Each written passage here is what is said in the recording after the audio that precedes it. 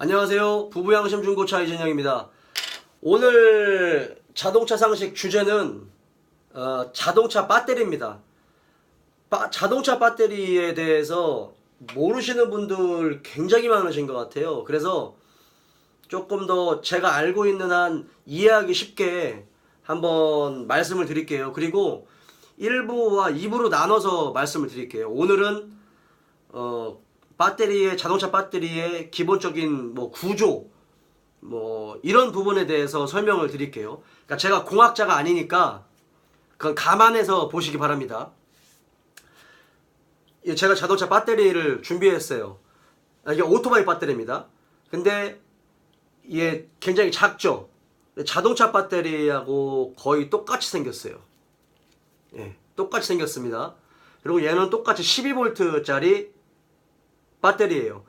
근데 배터리가 굉장히 무거워요. 지금 이 4A짜리 배터리임에도 불구하고 얘가 지금 거의 4kg 정도가 돼요. 근데 자동차 배터리는 더 무겁죠. 10kg 이상 되죠. 10kg, 20kg 이상 되는 것도 굉장히 많습니다. 얘는 지금 12V에 4A인데 오토바이 배터리, 우리가 타고 다니는 자동차 배터리는 40A, 60A, 80, 90, 100A 를 쓰죠. 보통 이제 80A, 90A를 씁니다. 12V는 전압이고요. 암페아는 용량이에요. 전류. 그렇게 생각하시면 됩니다. 그러니까 자동차는 옵션도 많고 전기장치도 많고 엔진도 크기 때문에 큰 용량의 배터리를 사용을 해야 돼요. 전류를 사용해야 되는 거고, 오토바이는 그렇지 않은 거죠. 그래서 작은 암페아의 배터리를 써도 상관이 없는 겁니다. 일단 기본적으로 배터리의 구조는 이제 이런 네모난 이 굉장히 단단한 플라스틱 안에 셀이 들어가 있고요. 이제 전해액이 들어가 있어요. 근데 보통 자, 여기 보시면 여기 한번 보세요. 이게 뭔가 이게 벽으로 나눠져 있죠? 뭔가 구조물이 이렇게 나뉘어져 있습니다. 요게 셀이에요. 셀이 6개가 있는 겁니다. 하나, 둘, 셋, 넷, 다섯, 여섯. 이 셀이 뭐냐면 뭘로 이루어져 있냐면 납이에요. 납하고 이 판때기, 납 판때기하고 두꺼운 종이, 이 판때기가 같이 이렇게 있는 거죠. 붙어 있는 거죠. 그게 납 두꺼운 종이, 또 납 두꺼운 종이, 납 두꺼운 종이, 이게 압축이 된 구조물로 돼 있는 거예요. 그게 하나의 셀입니다. 그 셀이 6개가 달려있는 거예요. 그러니까 요 정도의 크기를 가지고 있는 셀 하나가 이 정도의 크기에 6개의 셀이 있는 겁니다. 근데 이 셀 하나에 보통 2V에서 2.1V를 만들어낼 수 있어요. 그러면 6개가 달려있으니까 2, 6, 12, 12V의 전압을 만들어낼 수 있는 거죠. 그래서 12V짜리 이 배터리가 만들어지는 겁니다.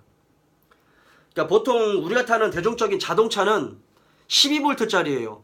근데 이 건설용 중장비들은 24V짜리를 써요. 큰 힘을 발휘해야 되니까 대부분 이제 이 12V짜리는 안 되고 24V 이상을 사용하고요. 우리가 타는 대중적인 자동차는 이 12V짜리 배터리를 사용을 합니다. 배터리는 이 안에 셀이 들어가 있고, 그 다음에 이 전해액이 들어가 있어요. 전해액이 이게 액체인데 보통 암모니아수나 묽은 황산으로 되어 있는데 보통은 묽은 황산으로 이루어져 있고요. 황산하고 그 다음에 증류수가 이제 꽉 차 있는 거죠. 여기 지금 플러스 단자하고 마이너스 단자가 있는데 이 밑에까지 이 전해액으로 꽉 차 있어요. 그럼 그게 이제 화학적인 반응 때문에 플러스 양이온, 마이너스 예를 들어서 양이온, 음이온 이렇게 해가지고 화학적인 반응으로 전기를 만들어내는데, 그것까지는 저도 자세하게는 알 수가 없기 때문에 그것까지 설명을 못 드리겠지만, 자, 어쨌든 그런 전해액의 구조로 돼 있어요. 근데 배터리는 방전이 되죠. 최대의 단점은 얘는 굉장히 비효율적인 물건이라는 겁니다. 완충이 됐어도 사용을 안 하면 방전이 되고요. 사용을 해도 꾸준히 방전이 돼요. 근데 그게 기온이 높아, 습도가 높아도 방전이 됩니다. 근데 기온이 낮아지면 방전율이 훨씬 더 급격화가 돼요. 그래서 추운 겨울날에는 배터리의 성능이 빨리 저하가 되는 이유가 바로 그것 때문에 그래요. 여름에는 괜찮다가 날씨 추워지면 시동 안 걸리고 그런 차들 있잖아요. 이게 어떤 이유 때문에 전액도 이제 증발을 하는데 어떤 이유 때문에 이 기온이 낮아지면 배터리의 성능이 저하되는 것까지는 제가 잘 모르겠어요. 근데 중요한 건 겨울철에 배터리의 성능이 급격하게 저하가 됩니다. 그리고 배터리는 수명이 제조사에서 만든 수명은 공식적으로 3년에서 4년이에요. 그런데 어떻게 사용하느냐에 따라서 1년밖에 못 쓸 수도 있고 5년 동안 쓰실 수도 있어요. 그러니까 그거는 사용 범위에 따라서 이렇게 뭐 충전이 되는 시간, 그다음에 자동차를 어떻게 얼마만큼 주행을 하느냐에 따라서 이 배터리 자체도 급속 충전이 되는 게 아니거든요. 발전기가 돌아가면서. 그러니까 그런 부분에서 좀 나눌 수가 있습니다. 또 기온과 기후에 따라서 다르고요. 이 배터리는 이 새 배터리일 경우에 보통 12.2V에서 12.4V가 정상 범위예요. 12V 이하로 내려가면 안 됩니다. 그러니까 12V에서 12.4V가 나오면 정상 범위고, 시동이 걸려서 발전기에서 배터리를 충전을 하잖아요. 그러면 보통 14V에서 14.45V 정도 나오면 그게 정상 범위입니다. 근데 그 이상을 넘어가면 전선이 타버릴 수도 있어요. 그러니까 그거는 굉장히 위험한 부분이겠죠. 지금 이 배터리는 없지만 자동차 배터리 보면 여기 이렇게 동그랗게 투명한 창이 있어가지고 녹색, 뭐 흰색, 검은색, 그래서 표딱지 붙여놨죠. 녹색은 정상, 뭐 흰색은 뭐 비정상, 뭐 검은색은 교환, 뭐 이렇게 돼 있는데, 그것 때문에 이거 녹색인데 왜 방전이 됐냐, 이거 좀 잘못된 거 아니냐라고 말씀하시는 분도 분명히 있으실 겁니다. 근데 그 지표만으로 배터리의 성능을 단정 지을 수가 없어요. 앞서 말씀드렸다시피 배터리는 이게 발전기에서 충전을 해주고, 그 다음에 몇 시간 동안 충전을 해주는지, 그 다음에 자동차가 이 추가적인 전기 장치가 또 있는지, 암전류가 흐르는지 안 흐르는지에 따라서 이 배터리의 수명은 달라져요. 그러니까 이 색깔만으로 배터리의 성능을 판단할 수는 없는 거죠. 그리고 지금 이거는 뚜껑을 열 수 있게, 증류수를 보충할 수 있게 나왔는데, 이 자동차 배터리 보시면 증류수 보충할 수 있게끔 나오나요? 아니에요. 자동차 배터리는 없습니다. 예전에 80년대나 90년대 자동차 배터리는 증류수를 충전할 수 있는 배터리가 나왔어요. 그리고 산업용 배터리는 지금도 증류수를 배터리 충전하는 배터리가 나와요. 뭐 지게차, 중장비 지게차 같은 배터리도 증류수를 보충하거든요. 그런데 자동차 배터리는 안 하는 이유가 뭐냐면 배터리가 터져요, 잘못하면.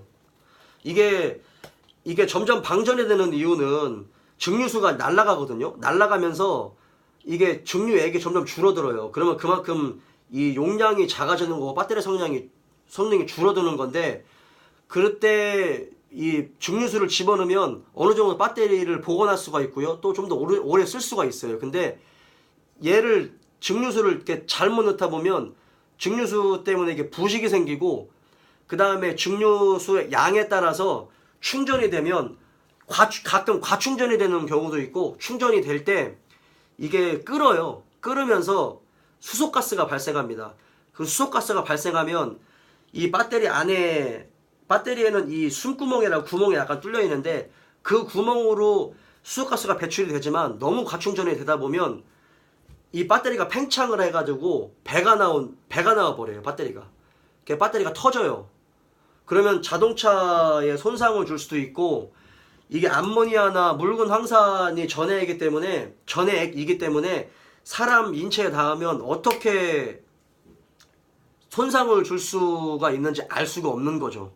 그래서 지금은 자동차 배터리는 이 충전할 수 있는 배터리로 나오지는 않습니다. 그리고 산업용 배터리는 충전하는 걸로 나오는데, 무식하신 일부 분들은 자동차 배터리에 이 셀 용량만큼 구멍을 뚫어가지고 드릴로 증류수 보충해가지고 그 실리콘 있잖아요. 실리콘으로 메꿔가지고 다시 사용하시는 분들이 있어요. 굉장히 위험해요. 그리고 자동차 배터리 보면 여기 이렇게 하얀 가루 같은 거 나와 있는 거 아마 보셨을 거예요. 그런 가루 나와 있는 것들은 이제 굉장히 좀 오래 사용하셨거나 수소가스가 이게 많이 배출이 돼가지고 그게 이제 액체화 상태 됐다가 이제 액체가 날아간 상태에서 가루가 된 건데, 그런 차들은 신속히 배터리를 교환하시는 게 좋아요. 걔는 배터리 성능이 이제 굉장히 낮아진 거고, 그 다음에 잘못하면 이렇게 꽉 그 하얀색 그 황산 가루, 그 황산 가루거든요. 그 황산 가루가 이렇게 오래 꽉 껴있는 차들 보면 배터리 옆으로 이렇게 한번 보세요. 여기든 완벽한 직사각형이 돼야 되는데 이렇게 배불뚝이가 어느 한쪽이든 배불뚝이가 된 것들이 굉장히 많을 거예요. 그거 굉장히 위험합니다. 그러니까 신속히 바꾸시는 게 더 좋아요. 자, 오늘은 배터리 구조에 대해서 제가 알고 있는 한 조금 더 이해하기 쉽게 설명을 드렸고, 다음번 영상에서는 이제 배터리가 어떤 역할을 하는지, 그냥 배터리는 시동만 걸어주는지 아니면 다른 역할도 하는지 그 부분에 대해서, 그리고 자동차 배터리의 관리 요령에 대해서도 한번 영상을 찍어 볼게요. 자, 오늘은 자동차 배터리 1부 영상 여기까지 하겠습니다.